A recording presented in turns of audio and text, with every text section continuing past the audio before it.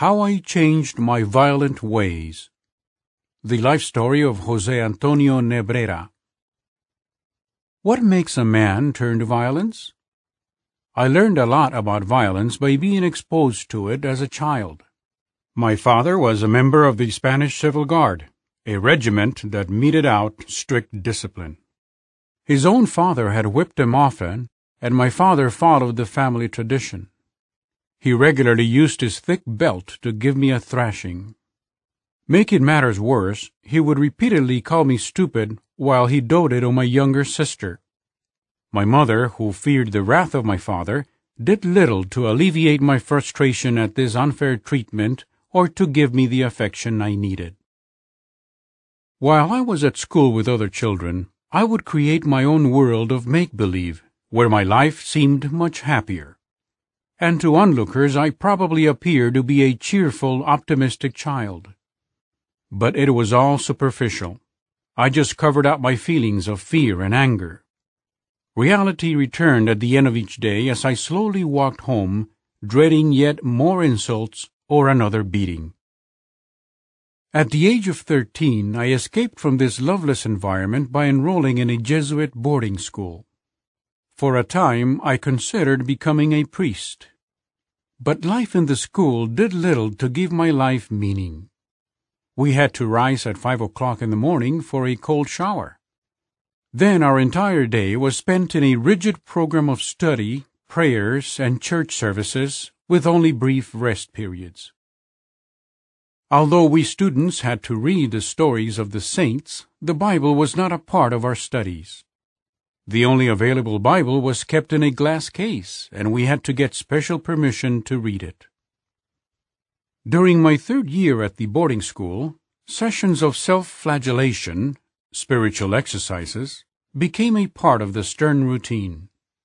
I tried gulping down large amounts of food to make myself sick so that I could escape this ordeal. But this proved unsuccessful. After nearly 3 years, I could stand no more.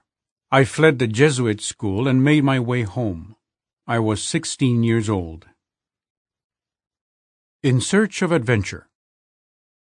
Back at home, I took up boxing and wrestling. Success at these violent sports made me feel that I was somebody, but my physical prowess encouraged me to use brute force to get my way, just as my father had. When I was 19, however, something happened to bring some tenderness into my life. I met Encarnita, who 9 months later became my wife. She saw only my courteous, kind, and happy exterior. She had no idea of the hurt that was simmering inside me. This inner bitterness soon manifested itself when I was called up for military service not long after our first child was born. Partly to avoid a military-style haircut and partly to seek a life of adventure, I impulsively volunteered for the Spanish Foreign Legion. I had visions of finding freedom in the Moroccan desert and participating in daring special operations. Besides, this seemed to offer a way to escape from my family responsibilities. In the end, though, it just brought out the worst in me. I soon got into trouble with a huge, brutish sergeant who took delight in mistreating new recruits. I hated injustice, and I was not averse to fighting for what I thought was right. During the roll call one morning, I made a joke that the sergeant misinterpreted. When he raised his arm to strike me, I quickly twisted it and wrestled him to the floor.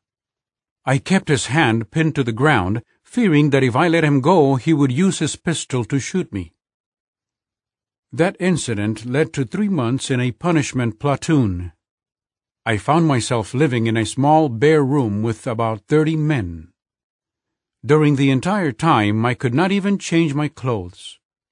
Our platoon had a sadistic sergeant who took delight in whipping the men.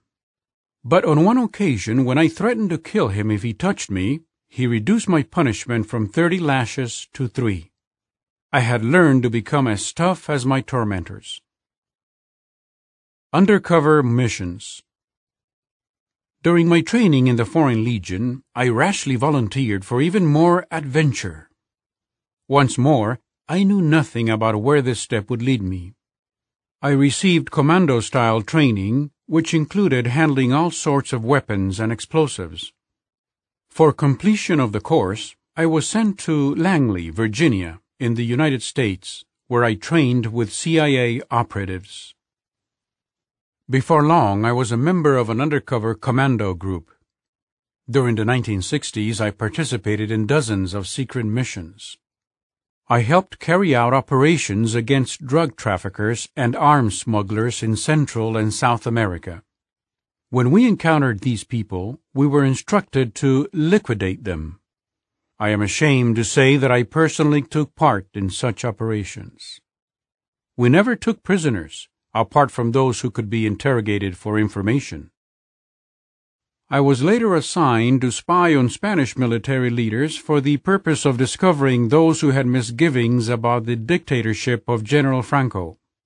We also spied on opposers of the Franco regime who were living in France. The intention was to kidnap key dissidents and take them to Spain, presumably for the purpose of eliminating them. My final operation required me to organize a team of mercenary soldiers to pull off a coup d'etat in a small African country. We were instructed to storm the military barracks in the capital and then take over the president's palace. As planned, we invaded the country in the middle of the night and completed our task in just 4 hours. 3 of my companions died in the fighting, along with dozens of enemy soldiers. I myself participated in this killing. This traumatic experience tormented my conscience. I could not sleep because I had constant nightmares in which I found myself slaughtering my enemies in hand-to-hand combat. In my nightmares, I saw the petrified stares of the individuals I was about to kill. I resolved that I would never participate in another mission. So I returned all my documentation to the military and obtained a discharge. However, 3 months later, my superiors summoned me again for further espionage. I fled to Switzerland, and several months later, my wife, Encarnita, who was completely unaware of my work as a secret agent, joined me in Basel. Bad habits die hard. During the 3 years I served in the military, Encarnita had started to study the Bible in Spain with Jehovah's Witnesses. She told me that she had discovered the truth about God, and her enthusiasm was contagious. We quickly contacted the witnesses in Switzerland and began to study the Bible together. I was thrilled to learn about God's purposes.